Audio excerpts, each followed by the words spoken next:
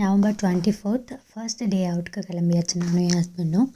So கிளம்புனோடனே இன்றைக்கி வந்து climate நல்லா இருந்தது, பார்த்தாலே உங்களுக்கு தெரிஞ்சிருக்கும். ஸோ ஃபர்ஸ்ட்டு நான் குல்லா போட்டிருந்தேன், அதுக்கப்புறம் வந்து எனக்கு அந்தளவுக்கு குல்லா தேவையில்லைன்னு தோணுச்சு. ஸோ இந்த ஃபர்ஸ்ட்டு குல்லாக்குள்ளேயே அப்படியே வந்து நிறைய ஃபோட்டோஸ்லாம் எடுத்தது. அந்த வெளிச்சத்தில் வந்து அவ்வளோ சூப்பராக இருந்தது. அப்புறம் குல்லா கழட்டி நானும் என் ஹஸ்பண்டும் செல்ஃபி எடுத்துகிட்டு இருந்தோம். நல்லா இருந்தது கிளைமேட்டே 15 டிகிரிக்கு. அப்படியே நான் வந்து கொஞ்சம் அப்படியே வீடியோ எடுத்தேன். ஃபுல்லாக வந்து பார்க்க நல்லா இருந்ததுன்னு. வெயில் இங்கே இருக்கும், பட் அது வந்து நம்மளுக்கு அந்தளவு உரைக்காது. நம்ம ஊர் வெயில் மாதிரிலாம் இல்லை, ஜஸ்ட் இங்கே வெயில் வரணுமேங்கிற மாதிரி அந்த மாதிரி இருக்கும். அடுத்து வந்து நாங்கள் இங்கே இருக்க வீட்டில், எங்கள் வீடு வந்து இப்படி தான் இருக்கும். இங்கே ஒரு அண்ணா வீட்டில் இருக்கோம், அந்த அண்ணா வீடு இங்கே இப்படி தான் இருக்கும் எல்லா வீடும். இங்கே வந்து அப்படியே போகிற வழியில் நாங்கள் எடுத்துகிட்டு இருந்தோம்.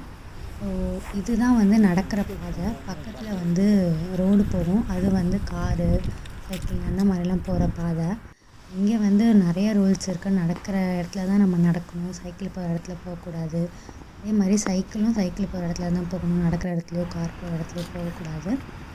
அண்ட் எல்லாத்துக்குமே தெரியும், இங்கே இன்டர்நேஷ்னலில் வந்து எல்லா இன்டர்நேஷ்னல்லையுமே வந்து கார் வந்து நம்ம இதில் வந்து உட்காந்து ரைட் சைடில் ஓட்டுவாங்க, இங்கே வந்து லெஃப்ட் சைடில் ஓட்டுவாங்க.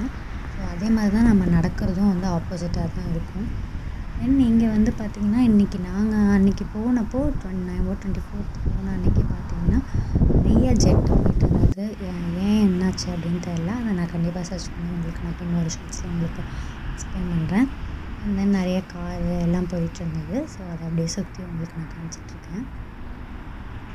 இங்கே வந்து ஆட்டம் சீசன் இப்போ தான் முடிஞ்சதுனால எல்லா இலைகளுமே வந்து உதிர்ந்துருச்சு. அதுவுமே பார்க்க நல்லா தான் இருந்தது.